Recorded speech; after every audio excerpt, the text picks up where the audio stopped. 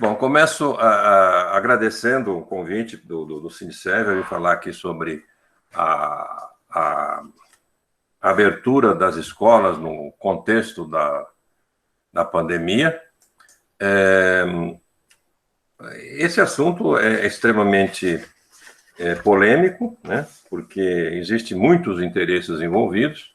Eu pretendo falar mais propriamente de algumas questões teóricas envolvidas de caráter político para a grande massa de professores, que são os mais diretamente envolvidos aí junto com os alunos e os pais. A respeito do que está acontecendo atualmente, não tem muito mais coisa para falar. Eu acho que foi bastante discutido, as pessoas já têm presente, são coisas que a gente só faz realmente repetir a exaustão. Então, eu vou fazer uma abordagem rápida sobre isso e depois vou entrar em discussão de alguma coisa que é preciso fazer em termos da conduta, daquilo que o professor tem que assumir, que ele pode fazer diante de tudo isso. Veja, as pesquisas estão mostrando aí que os professores, de um modo geral, eles têm 3 vezes mais infecção do que o restante da população na mesma idade. Tá? Isso é sério, então não dá para esconder o sol com a peneira, os professores estão expostos. As crianças transmitem, isso é ruim, isso contribui para o genocídio que nós temos nesse país. Mas não podemos esquecer que o genocídio que o Genocida Mais está promovendo, ele acaba tendo cúmplices nos estados e nos municípios, à medida em que não está se levando em conta o quanto isso contribui para o aumento do genocídio, né? Então, não podemos simplesmente falar que tem um sujeito, um mentecapto na presidência da República. Precisamos saber em que medida ele é produto de um interesse privado, de um interesse do capital, em última instância, e em que medida os governadores, os prefeitos, de um modo geral, estão um pouco ligando para isso, estão fazendo mais demagogia do que tudo. Com relação ao ensino remoto, o que a gente pode dizer? O ensino remoto é ruim, claro, é bom, inclusive, para saber que ensino para criança, especialmente na idade desde o momento que nasce, por volta de 13, 14 anos, o ensino é presencial, tem que ter o corpo, tem que ter a pessoa, tem que ter o diálogo. O ensino remoto, claro, é uma coisa ruim, difícil, imprópria em grande medida. Mas não se trata de optar entre uma coisa melhor e outra coisa pior. Se trata de optar entre a vida e a morte. E o ensino remoto é uma forma de não ir à escola. Qualquer forma de não ir na escola é melhor do que ir à escola. É a forma de não morrer, de não ficar exposto ao vírus.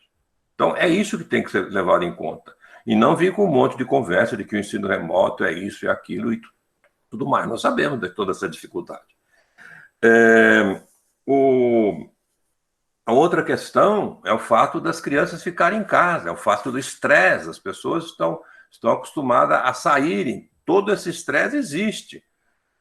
Agora, é preciso pensar em formas de ajudar os pais, talvez remotamente, e não simplesmente de pegar as crianças e levar lá para ficar transmitindo, carregando o vírus para tudo quanto é lado e contribuindo para a morte, não apenas das crianças, não apenas dos seus pais, mas principalmente a morte de toda a população brasileira. A distribuição do vírus para os trabalhadores que levam esse país nas costas. Eu tenho, com relação a essa questão dos pais que ficam em casa, eu queria recomendar para vocês um artigo que eu escrevi recentemente no meu site. O site é vitorparo.com.br. Lá em vitorparo.com.br, vocês vão encontrar uma coisa chamada Pitacos Teóricos. Eu vou recomendar mais de uma vez esses pitacos teóricos para vocês. Tem um pitaco teórico que se chama Quebrar a Máquina de Fazer Bolsominion, que é o pitaco número 26. Aí vocês vão encontrar uma reflexão a respeito daquilo que eu acho que seria interessante conversar com os pais a respeito de educação. Seria uma boa hora dos professores organizados pelo Estado, inclusive, pela Secretaria de Educação, de entrar em contato com os pais, de dar algumas informações, algumas orientações sobre educação para eles. Seria muito bom aproveitar essa oportunidade que você não tem condições de ficar com o filho, com os filhos das mães e dos pais, você conversar um pouco com os pais, talvez para dar um pouco alento para ele ficar em casa. Faz muito mais isso do que ficar tentando fazer uma coisa que é nociva, que faz mal para a saúde, porque que leva à morte, que é levar as crianças para a escola. Para completar esse quadro geral, só recordando aquilo que também todo mundo sabe, a quem interessa essa volta à escola. O interesse máximo é do capital. Por quê? O capital não tem moral. Eu estou falando do capital porque nós vivemos numa sociedade capitalista. Estou falando daquele que enverga hoje o poder. Não estou dizendo que a sociedade anterior, a sociedade escravista, a sociedade feudal era melhor, e nem que a União Soviética ou qualquer tipo de sociedade aí que tenha se tornado autoritária é melhor do que isso. Não, é que nós estamos no capitalismo. Quem nos domina, quem nos explora é uma coisa chamada capital. Então, é sobre o capital que nós temos que tratar. E quando eu falo quem nos explora, eu não estou falando no sentido emotivo ou simplesmente sentimentalóide. Estou falando no sentido científico. Existe uma ciência inaugurada há 150 anos que demonstrou que o capital só existe a partir do trabalho do trabalhador. E esse capital é que se organiza para nos explorar e comanda a sociedade. Para esse capital, é importante que as pessoas vão trabalhar. Por mais que você fale em neoliberalismo, em coisas bonitas sobre a aplicação do dinheiro, a aplicação do capital, que o capital faz tudo, o capital não faz nada se não tiver o trabalhador produzindo riqueza. O que é riqueza? Riqueza é tudo aquilo que o homem trabalha, produz com as suas mãos. É tudo aquilo que ele saca da natureza e faz. Isso é riqueza. Essa riqueza acaba se conversando, se apresentando, sendo medida em termos de dinheiro, de dólares, de reais e assim por diante. Mas esse dinheiro, esse valor só existe, inclusive para ter especulação em cima, para ter corrupção em cima, etc. Ele só existe se existe produção, se existe alguém trabalhando. E para o capital isso é terrível. Ele saber que as pessoas não estão trabalhando. As pessoas não estão trabalhando, não está fazendo crescer o capital. Agora, para o capital, não importa se a pessoa que está trabalhando está sofrendo, se ela vai morrer ou não. Para o capital, precisa que ela tenha saúde para produzir ali na hora. E se ela morre, tem bastante desempregado aí que se submete a fazer isso. Tá? Então, o capital não tem moral, não tem ética. Ele simplesmente procura fazer o melhor negócio. E o melhor negócio para o capital é ter os trabalhadores trabalhando. É terrível para eles o lockdown. É terrível porque vai fazer algum mal para eles. Não, eles continuam ganhando, continuam especulando. Os bancos tiveram bilhões e bilhões e bilhões de lucro no ano passado, e não foi porque eles fizeram mágica de crescer esse dinheiro, não. Esse dinheiro veio das costas do trabalhador, que em grande medida foi lá arriscando a sua vida. E muitos deles morreram. Nós já sabemos quantos milhares morreram no Brasil, por exemplo. Quase 400 mil. Então, veja, para o capital é importante isso. Para o capital está pouco ligando se as pessoas vão morrer. Então, a lógica deles é essa. Tudo que eles falarem para voltar ao trabalho é conversa fiada. Eles precisam de gente trabalhando. Eles estão pouco ligando que as pessoas vão pegar pelos ônibus. Fazem lockdown e na hora H diminui o número de ônibus. Então, aumenta mais pessoas, tem mais conglomerado, tem mais pessoas se juntando para pegar o vírus. Então, o capital está interessado nisso. Pronto. O que mais? Quem está interessado nisso, capitaneado pelo capital também, pelo interesse mercantil, pelo interesse do dinheiro. O problema principal do capital é o seguinte: o capital ele transforma tudo em dinheiro, transforma sentimentos, transforma gente, tudo em dinheiro, tudo em mercadoria. Tá? Os donos das escolas privadas, por exemplo, estão lá pouco preocupados que os seus professores vão morrer, vão se arriscar. Eles estão querendo voltar lá, eles estão querendo que vão, então eles são favoráveis. Você vê aí nesse contexto famílias, pessoas, mas tem as tais escolas abertas, ou o raio que seja por aí, escolas abertas com um monte de mulheres, de homens, de pais, de mães da classe média, ou que estão interessados, ou que são vítimas do próprio capital, e que não estão enxergando coisa nenhuma. Então, estão querendo realmente que abra, porque estão vendo o seu interesse privado, particular. Essa gente não tem um sentimento que nós devemos tratar logo em seguida, com relação ao ser humano, com relação ao homem histórico, com relação à própria humanidade. Eles estão preocupados com os interesses pessoais imediatos. Então, não é estranho que você vê associações, e geralmente são associações ligadas ao capital ou ligadas aos interesses mercantis, correndo, querendo que abra as escolas. E nesse contexto, o Estado, em grande medida, ele, às vezes, você encontra um ou outro político, uma ou outra pessoa interessada, até, e muitas delas convencidas de que tem que fechar a escola realmente, que tem que fazer lockdown realmente. Mas são pessoas covardes. Né? Você vê o governo do Estado de São Paulo é um covarde. Por que ele não abre? Porque tem interesse capital e tudo mais, mas também porque são uns cagões. Morrem de medo. Morrem de medo do capital não lhe dar sustento. Morrem de medo da grande massa de ignorantes ou de bolsominions não votar nele depois, porque são medidas que não são tão populares assim. Então, nesse sentido, é muito... Um outro aspecto, para se considerar a respeito dos interesses, é a vigência de um amadorismo pedagógico, que eu chamo de amadorismo pedagógico, inclusive tem um pitaco lá, vou citar de novo os pitacos. Vão lá no meu site, vitorparo.com.br, vocês vão encontrar um pitaco sobre a razão mercantil e o amadorismo pedagógico. E nesse artigo eu vou falar sobre a falta de conhecimento de educação. As pessoas pensam que entendem educação, não entendem nada. Pensa que tratar de educação basta você ser uma pessoa mais adulta e aconselhar e vomitar conhecimento. Educação é muito mais sério do que isso, moço. Educação é uma atividade técnica e científica que requer conhecimento. E quando as pessoas não têm conhecimento, elas pensam simplesmente que podem fazer o que quer. Quer fechar a escola, fecha, não quer, não fecha. E as medidas que são tomadas não são tomadas com base na razão, mas simplesmente no achismo. Isso é muito problemático. E sintetizando tudo isso, o que nós percebemos com essa atitude, no meu entender, criminosa, de não levar em conta os malefícios que traz uma abertura precipitada de escolas, é a total desvalorização da escola.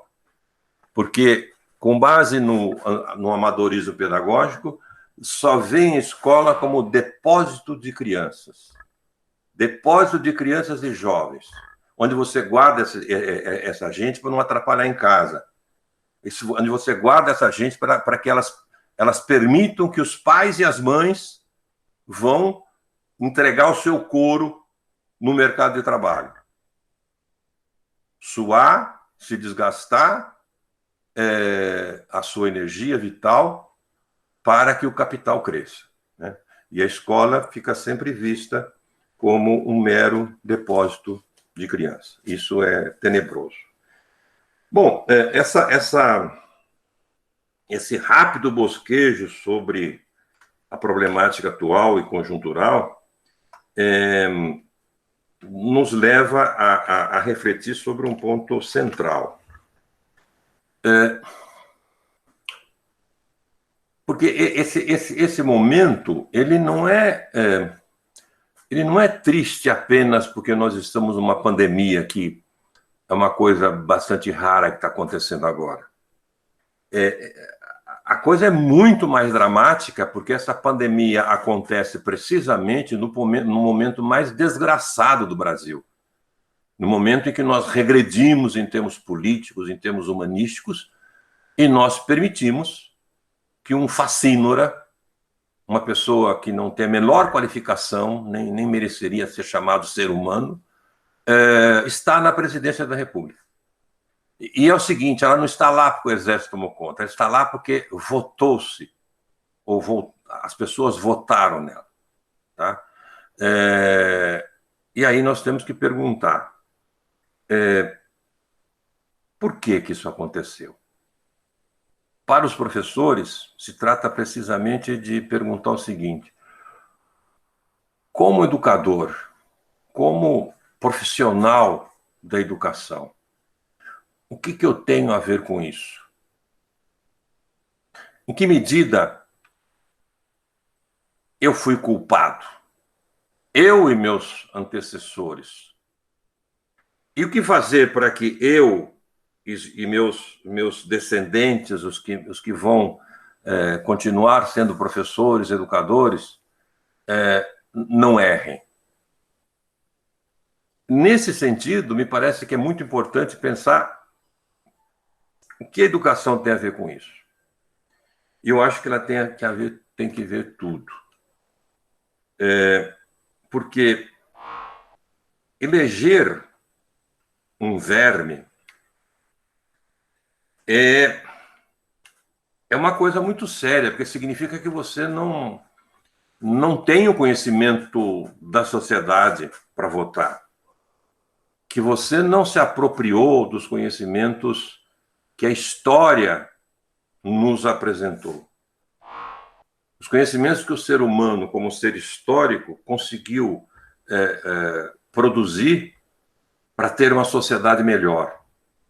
Então, é um problema educativo, é um problema pedagógico, porque significa que o Brasil está muito atrasado em termos de educação, de apropriação da cultura, não só do conhecimento, da cultura em geral. Um parênteses, é claro que o fato de termos esse verme no poder é a conjugação de vários fatores conjunturais. Por exemplo, um golpe civil que houve em 2016, tá? E esse golpe foi orientado por pessoas muito inteligentes, por pessoas muito cultas, por pessoas que têm os interesses e tudo mais. É a direita brasileira, aquela que vai à escola, etc., que produziu esse golpe. Tudo bem.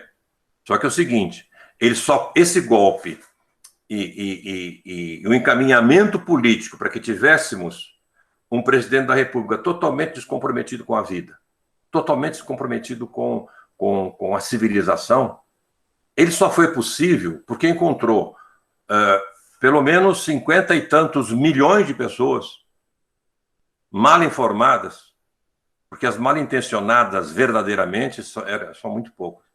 A imensa maioria de mal informados, de mal educados, de pessoas que não tinham a menor condição de compreender a realidade.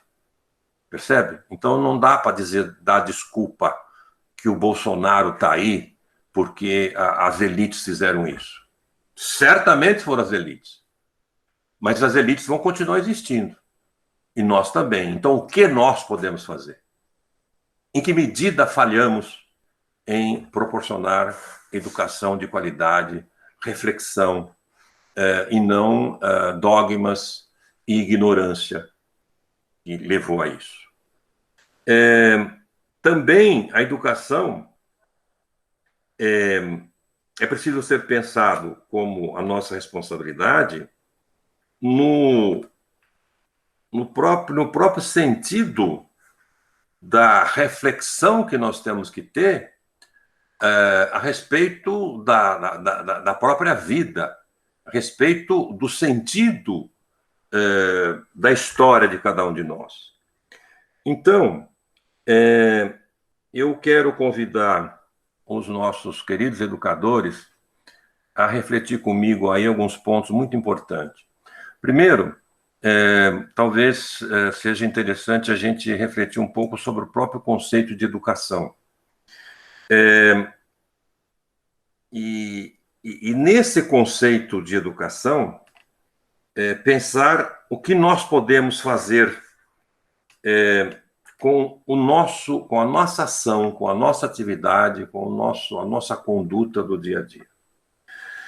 Veja, no senso comum, de um modo geral, se pensa educação simplesmente como passagem de conhecimentos ou transmissão de conhecimentos.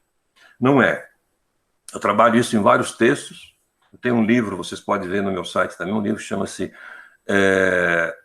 Educação como Exercício do Poder, Crítica ao Senso Comum em Educação. Educação como Exercício do Poder, chama-se o livro, em que eu procuro examinar isso. Vou fazer algumas pinceladas em que consiste isso. Consiste no seguinte: educação não é simplesmente transmissão de conhecimento por dois motivos. Primeiro, porque ninguém transmite conhecimento. Isso é um conceito do senso comum, mas que está falho, está errado. Em termos científicos, não existe transmissão de conhecimento. Segundo, porque o objetivo da educação não pode ser apenas conhecimento. Conhecimento qualquer computador imbecil tem. A educação é muito mais ampla do que isso.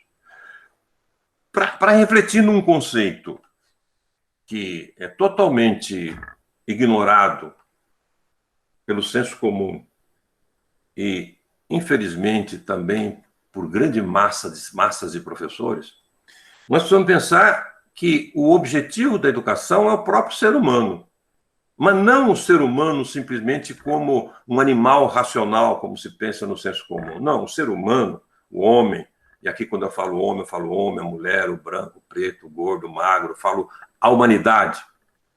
O ser humano, enquanto representante da humanidade, ele não é apenas um animal racional. Ele transcende a sua animalidade. Ele é um animal, sim, ele é natureza. Natureza é tudo aquilo que existe necessariamente, independentemente da vontade do homem. Eu solto um corpo, ele cai.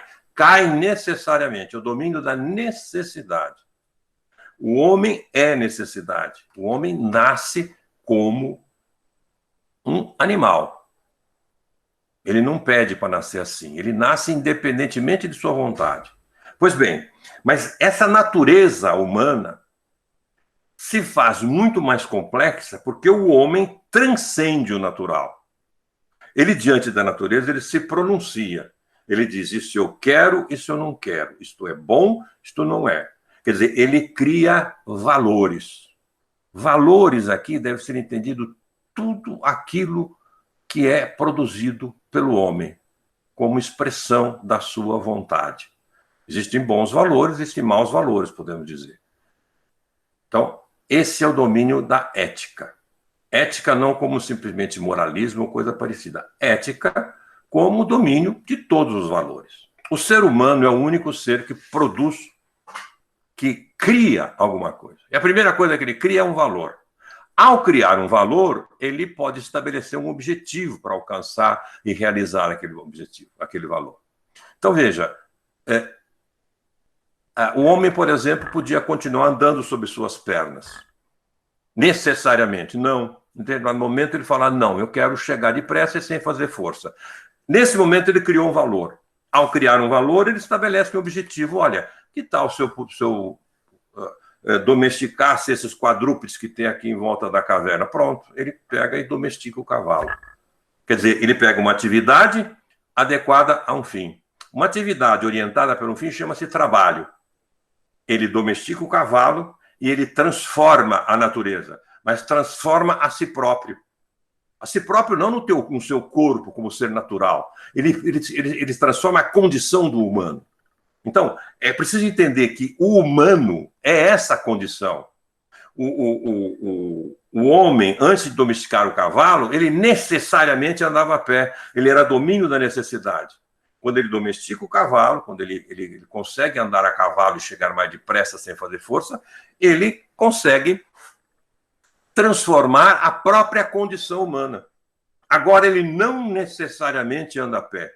Ele pode optar entre andar a pé e andar a cavalo.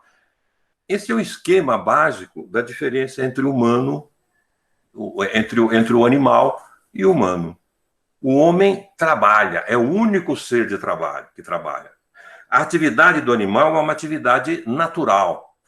Necessariamente ele faz daquele jeito. Ele foi programado pela natureza para fazer assim. O homem não.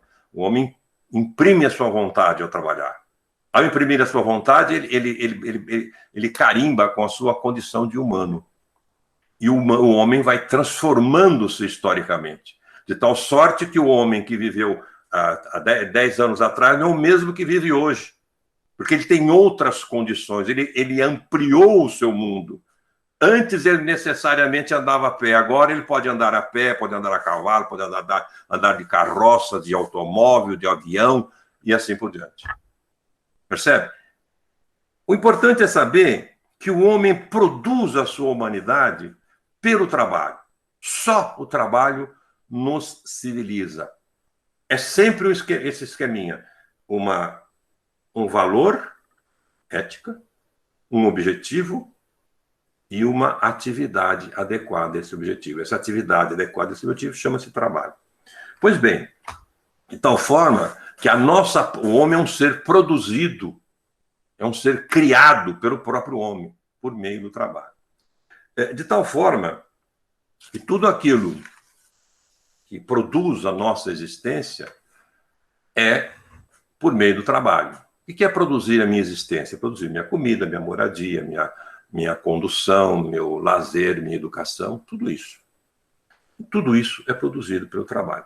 Mas aqui é que vai uma coisa importantíssima, que vai favorecer a nossa reflexão a respeito do momento presente do Brasil. E que transcende toda a boboseira que existe nos mandamentos, nas religiões, nas crenças e nos dogmas e seitas que existem. Com todo respeito a todas as seitas e com todo respeito a todas as religiões, mas elas estão baseadas em conhecimentos petrificados, em regras que não são discutidas. O ser humano, para ser verdadeiramente humano e construir uma sociedade cada vez mais histórica e mais senhora de si, ele precisa da reflexão. Ele precisa de pensar sobre o mundo. Ele precisa da razão, orientar-se pela razão. Então, veja, o homem, ele produz a sua vida pelo trabalho. Mas, e esse é o importante, ele não produz sua vida inteira pelo trabalho. Ele produz alguma coisa diretamente. O restante, ele produz indiretamente. O ser humano não existe no singular.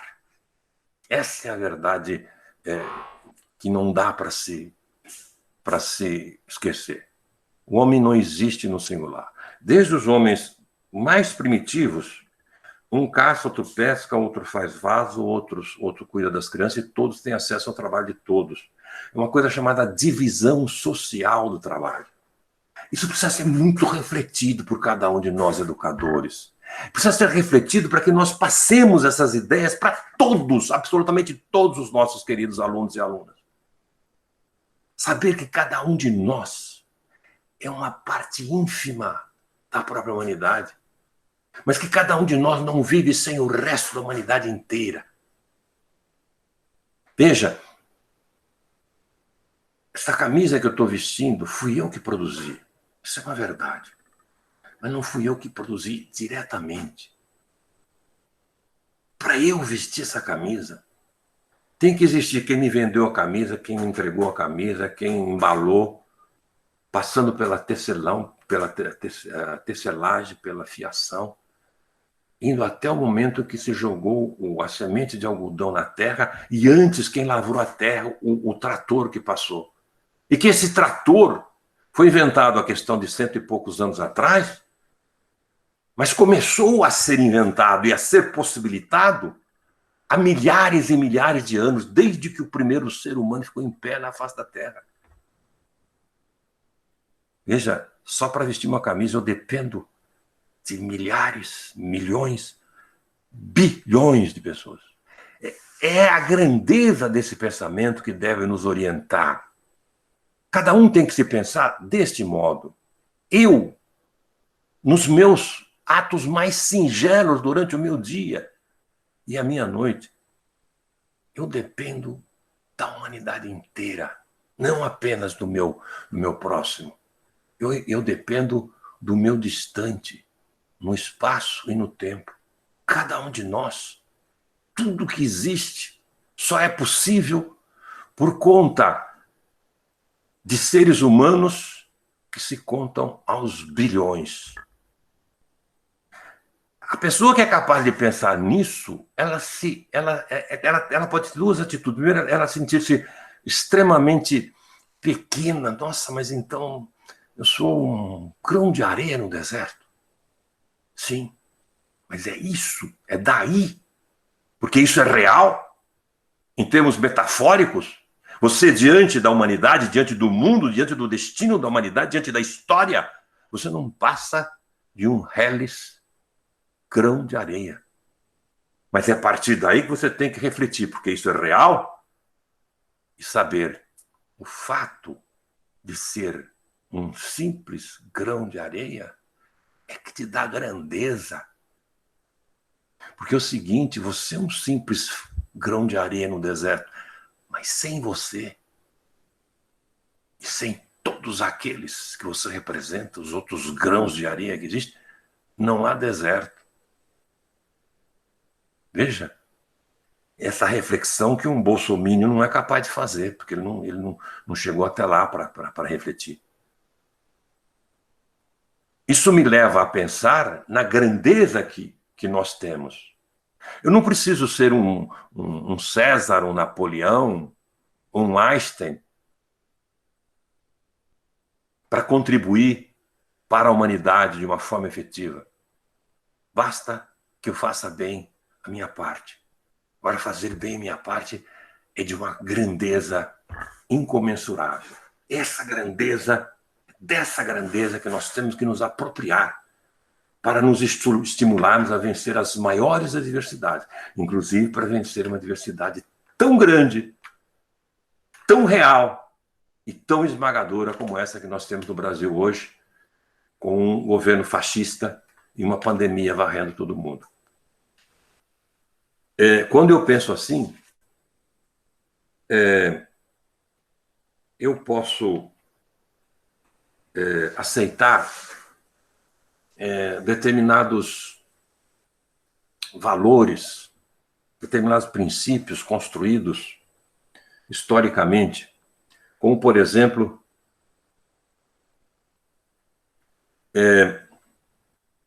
fazer a distinção, diante do que está aí, entre culpa e responsabilidade. Nós, educadores, para começar, que nós já somos uma faixa privilegiada.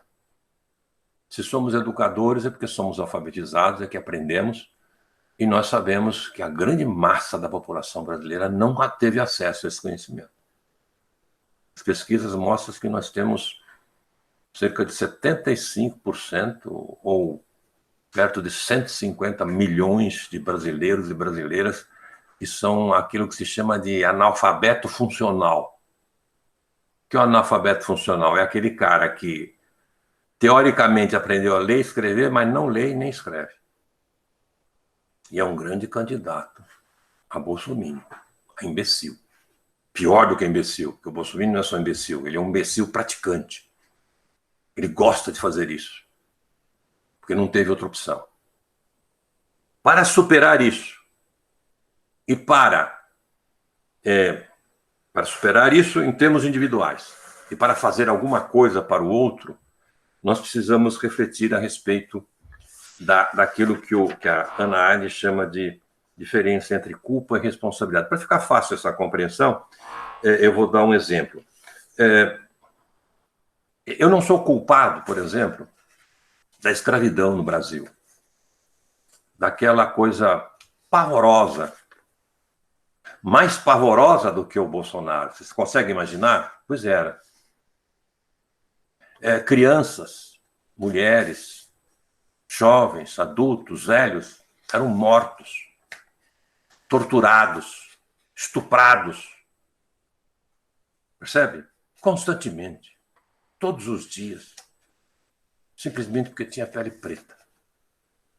E, na verdade, isso era uma justificativa do capital para escravizar. Porque a escravidão no Brasil não é a escravidão do tempo antigo, no modo de produção antigo, não, é no modo de produção capitalista. É o capital que patrocinava isso, onde podia. Ele não escravizava o branco da Inglaterra, ele escravizava o negro da África.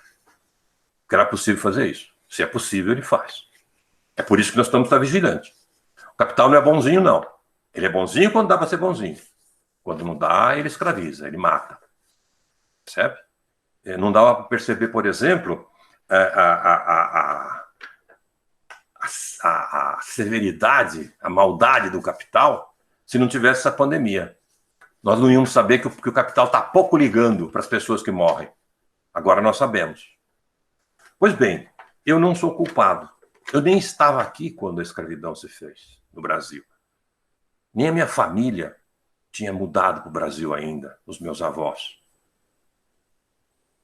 Mas eu sou responsável. É essa a diferença.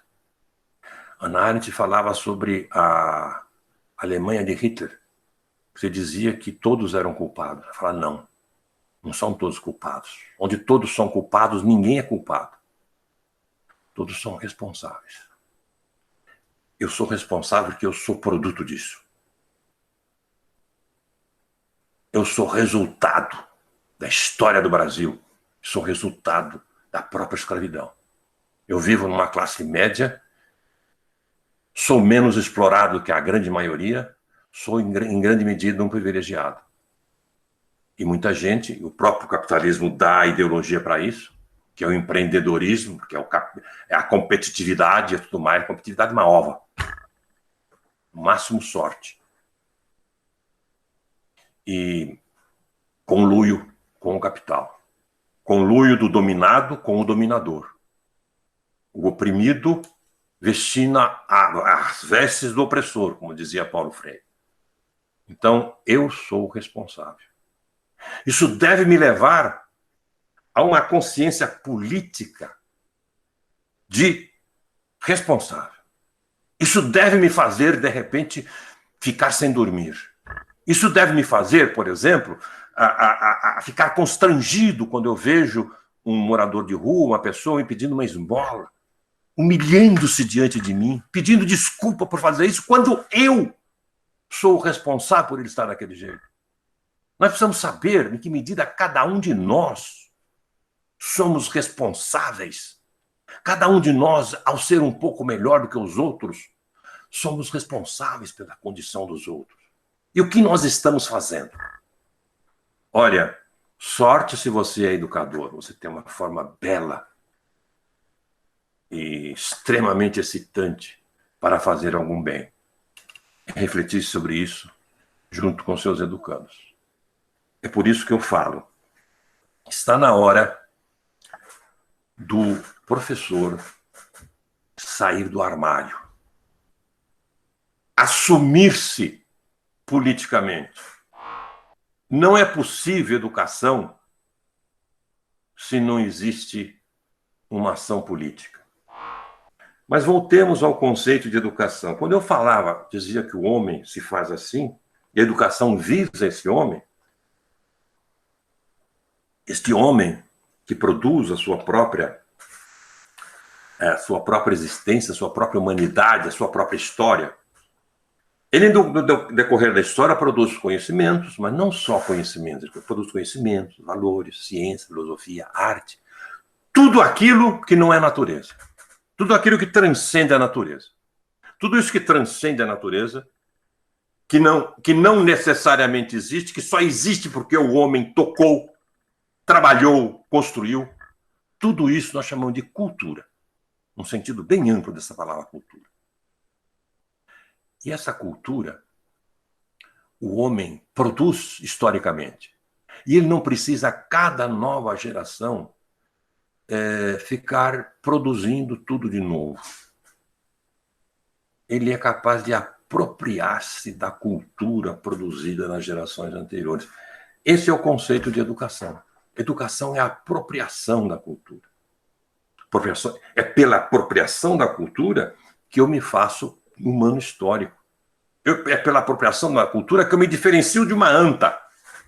Quando nós nascemos natureza pura, nada de humano histórico.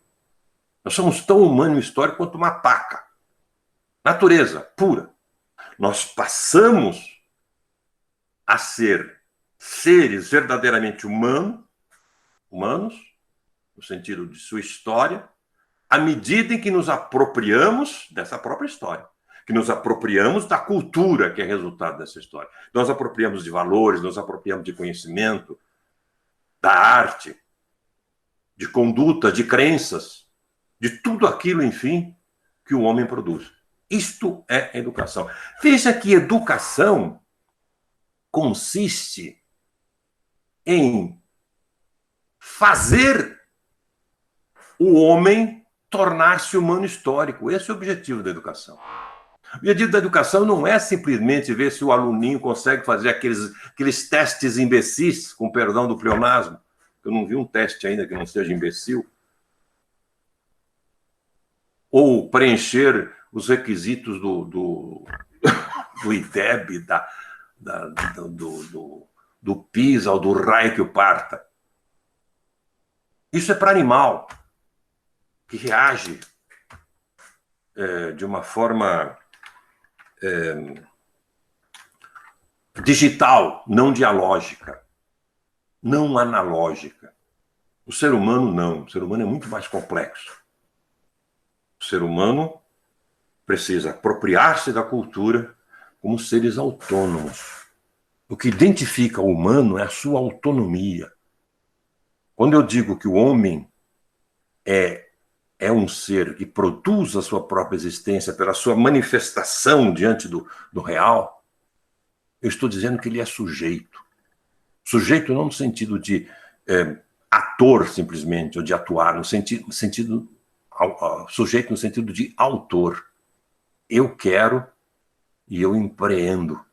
Eu faço isso. Essa é a condição de sujeito do humano. Fazer-se sujeito na nossa sociedade é aprender. Ninguém se faz sujeito se não se apropria de todo a herança cultural que não se passa pelos genes, não passa pelo sangue, se passa por uma relação social. Que, na verdade, é uma relação política, sim, senhor. Apesar dos idiotas da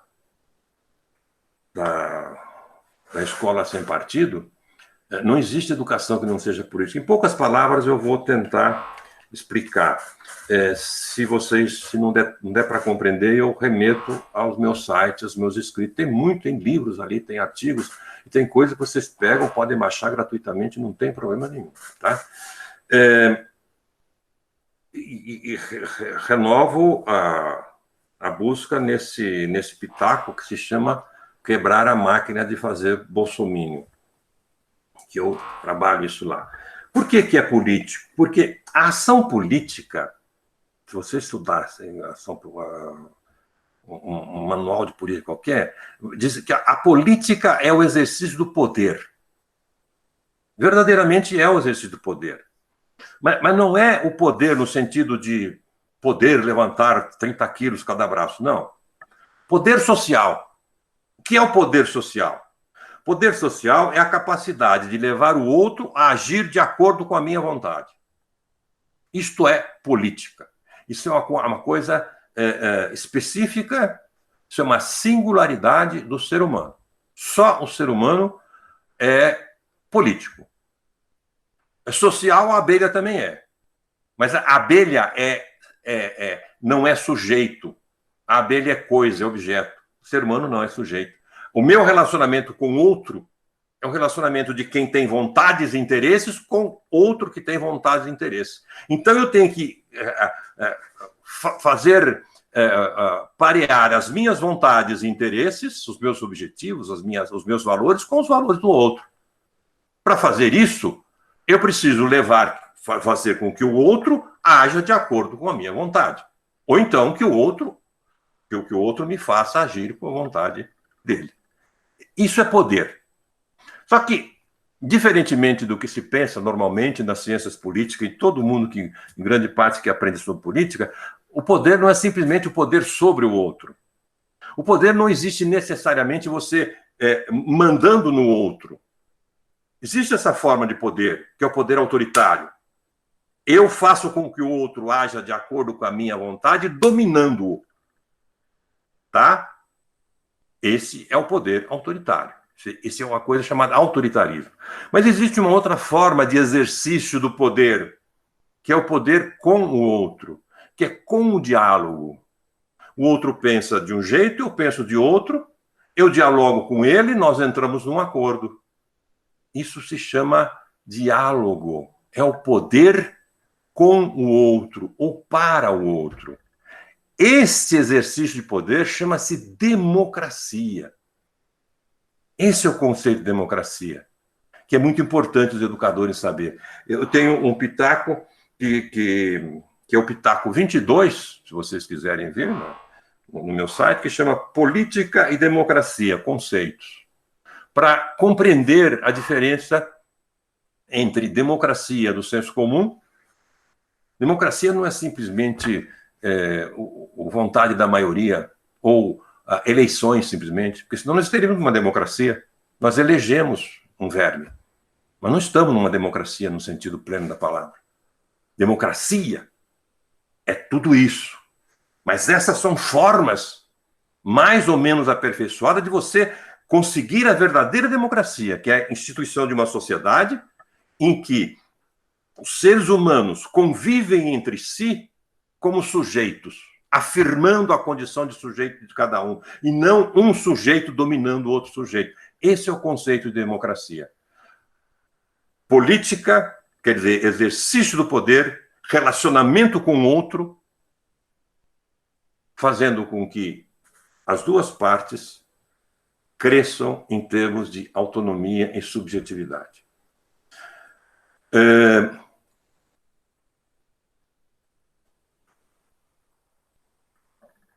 Então, veja, isso é o conceito de política.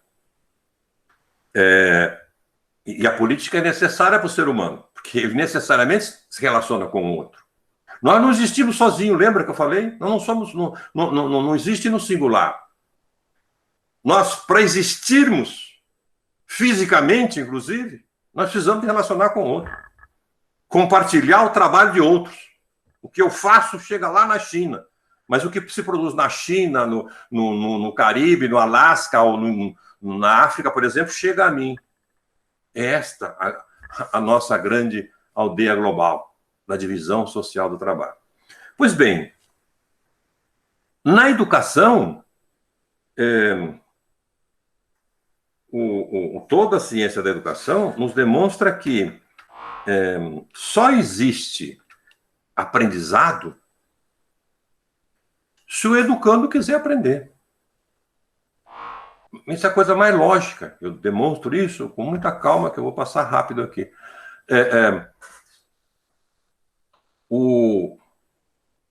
Como a educação visa formar sujeitos, e sujeito é aquele que quer, que tem vontade, que tem autonomia, eu não posso educar para conseguir um objetivo utilizando ferramentas que negam isso. Eu não posso educar autoritariamente. Para que o outro aprenda, ele necessariamente tem que querer aprender. Não vou demonstrar aqui que não temos tempo para isso, indico vocês. Mas a grande verdade é que todos aqueles que estudam pedagogia, que estudam educação, que se refletem cientificamente na educação, sabem disso. A criança só aprende se quiser. O que é? Qual é o problema central da educação, portanto? O problema central da educação é levar a criança a querer aprender. Percebe? Se você não tem condições, se você deu uma aula maravilhosa, mas a criança não aprendeu, é porque você não ensinou. É porque, de repente, você não proporcionou condições para que ela se fizesse sujeito, querendo aprender e aprendendo. Por isso é político. É a forma de fazer com que o outro haja de acordo com a sua vontade. Essa relação política precisa ser levada em conta em todos os aspectos. E é ela que me parece que faltou e que tem faltado durante todo esse tempo. É uma postura, que eu vou terminar a nossa fala falando sobre isso agora, é uma postura de...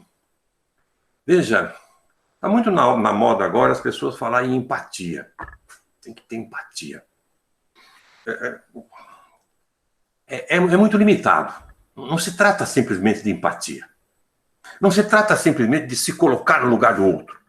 Até porque, se você precisa se colocar no lugar do outro para fazer alguma coisa boa para o outro, é porque você é um cara egoísta também. Você só faz bem quando for para você. Quando você se consegue colocar no lugar do outro, para começar. Segundo, que eu não quero me colocar no lugar de um bolsominion, com suas crenças, com seus preconceitos e com seus fascismos. É alguma coisa muito superior a isso. É aquilo que nós falamos sobre assumir a responsabilidade pelo mundo, assumir a responsabilidade coletiva pelo mundo é assumir-se ser humano. E eu dizia, um dia desse, numa live que eu fiz, eu dizia, olha, não tem escolha, meu caro educador, minha cara educadora. Na situação que nós estamos hoje, em que tudo tem se explicitado, na situação em que o idiota, o imbecil, já não é mais simplesmente idiota, imbecil, é isso que precisa ficar claro. Há uns 4, 5 anos atrás, eu construí aquilo que eu chamo de forma jocosa de categoria teórica, que é o seguinte: até recentemente, quando não tinha internet, quando não tinha um monte de gente se comunicando e reforçando as imbecilidades dos outros, nós tínhamos imbecis, mas eram imbecis envergonhados. Ele não se dava bem, então ele guardava um pouco a sua imbecilidade. Hoje não. Hoje nós temos o imbecil praticante. Sabe, na religião, o cara, sou católico, mas não sou praticante. Ele passa diante da igreja, faz o nome do padre pequenininho, porque não quer que as pessoas vejam e tal. Não, agora ele é imbecil praticante. Ele não só é idiota, basta você se relacionar com qualquer bolsominion por aí. Você vai ver que ele é praticante. Ele é imbecil, ele não pensa, ele é racista, ele é fascista, ele é homofóbico, machista, etc., e ele acha que isso é bom. Porque tem um monte de outros que se comunicaram pela internet e tal, e diz a mesma coisa que ele.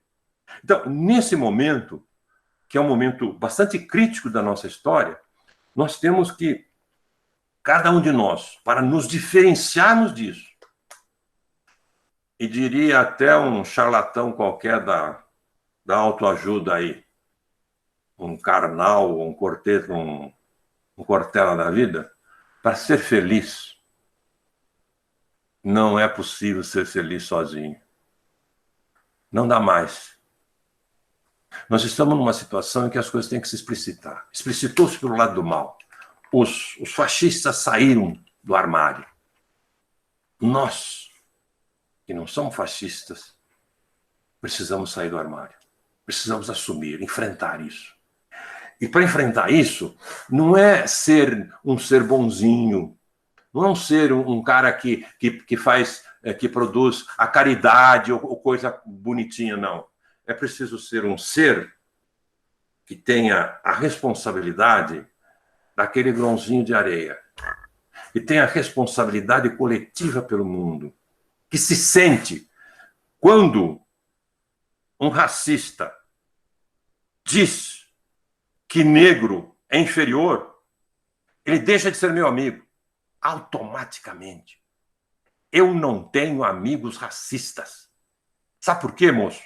Porque ao fazer isso, você está ofendendo a humanidade. Você está ofendendo a mim. Eu sou humanidade. Eu me assumo como humanidade. Isso não é ser empático, simplesmente. Tem uma palavrinha, a única palavra que eu consegui descobrir para resumir isso. O fato de que eu sou necessariamente social. social humano. Eu sou socialista, moço. Isso é que é ser socialista. Ser socialista não é como a direita pensa e propaga, como a Rede Globo fala e todos os imbecis neoliberais falam, que o socialista quer simplesmente estatizar todas as empresas, aumentar o tamanho do Estado. Não, o socialismo é alguma coisa muito mais elevada do que isso. Ser socialista é sentir-se responsável pelo destino do mundo. É a responsabilidade coletiva pelo mundo. É isso que é necessário. Quando eu faço isso, eu não aceito o homofóbico, porque eu estou sendo ofendido quando a humanidade é ofendida. Quem chega a essa reflexão e a essa postura tem um modo de pensar, de agir e de ser feliz diferente dos outros. É isso que nós temos que buscar enquanto educador. Então, vamos criar coragem, perder o medo, dizer, assim como eles chegam, você veja, os imbecis tocando na sua porta para te divulgar uma fé cristã ou qualquer coisa assim. Autoritariamente, estupidamente, passando da privacidade, em que ele tem todo o direito, ele pode ser evangélico no domínio privado da sua vida, isso é um direito sagrado. Sagrado não é simplesmente religioso, é muito superior a religioso. É um direito sagrado que você tem de ter a crença que você quiser. Agora, você não tem o direito de avançar o público na vida dos outros, da humanidade inteira, da universalidade e impor a sua religião, como fazem no Brasil. Como faz esse presidente idiota dizendo Deus acima de tudo. Deus acima de todos para você, privadamente, que acredita num Deus. Universalmente, Deus não existe. Em termos de ciência, ele não existe. Ele existe em termos de sentimento, do foro íntimo de cada um. A ciência não encontrou nenhum Deus. A ciência é universal. O universal é público. Então não venha me encher o saco. Percebe? Mas eles, de repente, agora resolvem fazer isso. Perderam a vergonha, saíram do armário e são imbecis, praticantes. Não estou falando dos evangélicos, não estou falando de todos os imbecis praticantes. Tá? Com todo respeito a todos os evangélicos e todas as pessoas maravilhosas que nós conhecemos no mundo das religiões, dos evangélicos. O erro é quando você toma isso como imposição para os outros. Então, veja, como eles saíram do armário, nós temos que sair. Nós temos que dizer para esses imbecis da Escola Sem Partido, por exemplo, que nós somos, sim, socialistas. Somos marxistas? Olha, infelizmente não, mas queremos ser. Vamos estudar um pouco mais. Porque não é verdade que existe marxismo na nossa escola. Desgraçadamente não existe. Desgraçadamente existe muito pouco Paulo Freire. Poucos professores leram Paulo Freire. Mas eles morrem de medo de um Paulo Freire, que é do diálogo. E o diálogo é veneno para quem não pensa. E Karl Marx, porque apresentou uma teoria científica sobre como se dá a exploração no capital, também é veneno, e eles não querem. Mas nós não vamos ter uma sociedade melhor se nós não assumimos a nossa responsabilidade socialista, compreendendo o mundo e fazendo diálogo. Eu acho que é por aí que nós podemos fazer. Não é simplesmente utilizando a raiva ou criticando, dizia eu recentemente, aqueles que são bolsominion. É não os aceitando. Eu, por exemplo, não aceito como amigo. Não significa que eu vou ser inimigo deles. No relacionamento padrão, tudo bem. Agora, você não vai privar uma cachaçinha no mar comigo. A partir do momento que eu sei que você, por exemplo, é racista. Não. Você não merece isso. E eu tenho respeito pela humanidade, porque eu sou parte da humanidade. Mas tudo que eu puder fazer para compreender por que você chegou até lá, Você não nasceu assim. Isso é produto de uma educação que vem desde o berço. Por isso que nós temos que quebrar a máquina de produzir bolsomínio. Aí eu tenho que fazer. E um grande erro que eu tenho trabalhado, muito antes de existir, sequer a pretensão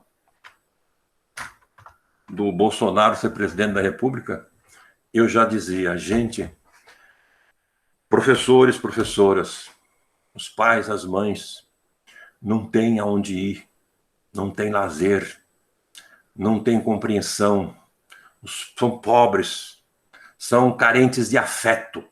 Nós, na escola, temos que dar afeto para eles, com cultura, com reflexão, com amor, sim.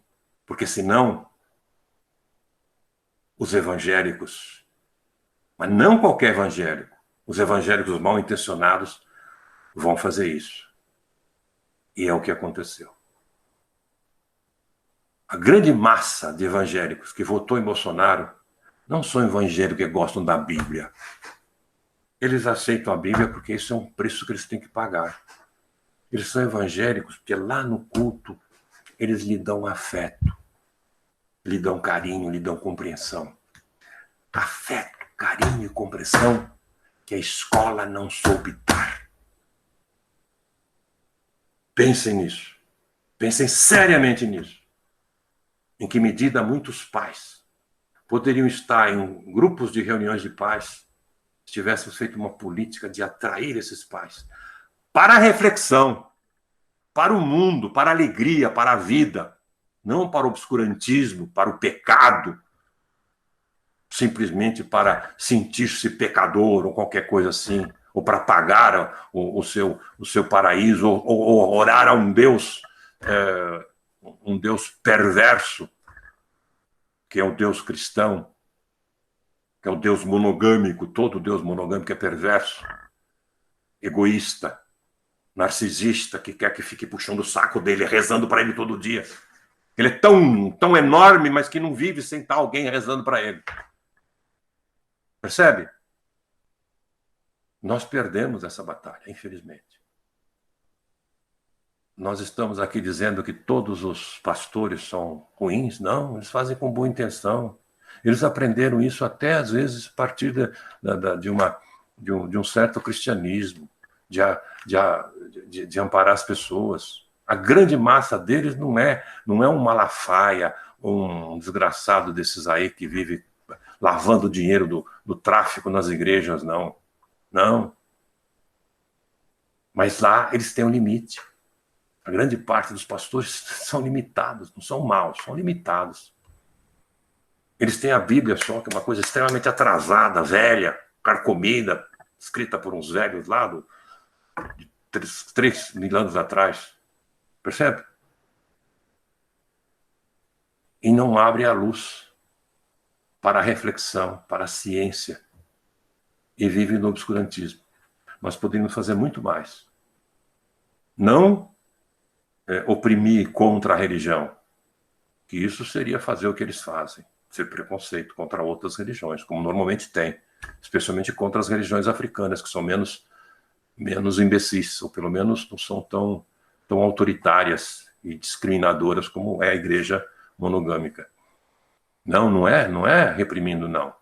É simplesmente oferecendo uma outra opção, uma opção de conhecimento, uma opção educativa. Em resumo de tudo isso que eu quis dizer, para vocês, queridos professores e professoras, principalmente, nessa função educativa, assumir a responsabilidade coletiva pelo mundo. Essa é a tua função. Para fazer-se melhor pessoalmente. Vai sentir um pouquinho mais de remorso, mas vai sentir-se um objetivo maior. Não vai ser um qualquer na vida, vai ser alguém que faça alguma coisa e que se sinta bem fazendo isso. E vai contribuir para não existir futuros bolsomínios. Parece que é isso que precisa. Eu termino com uma frase muito bonita da Hannah Arendt. Ela dizia o seguinte sobre a responsabilidade coletiva pelo mundo. Ela dizia, qualquer pessoa que se recusa a assumir a responsabilidade coletiva pelo mundo, não deveria ter crianças. E é preciso impedir, ou por outro, é preciso proibi-la de tomar parte em sua educação. Essa é a função educativa. Ensinar a felicidade, com perdão dos charlatães. Ensinar a felicidade. Ensinar a responsabilidade coletiva pelo mundo. A única forma segura de fazer-se humano histórico e dar um sentido à vida. Desculpe ter me alongado. Muito obrigado e até uma outra oportunidade.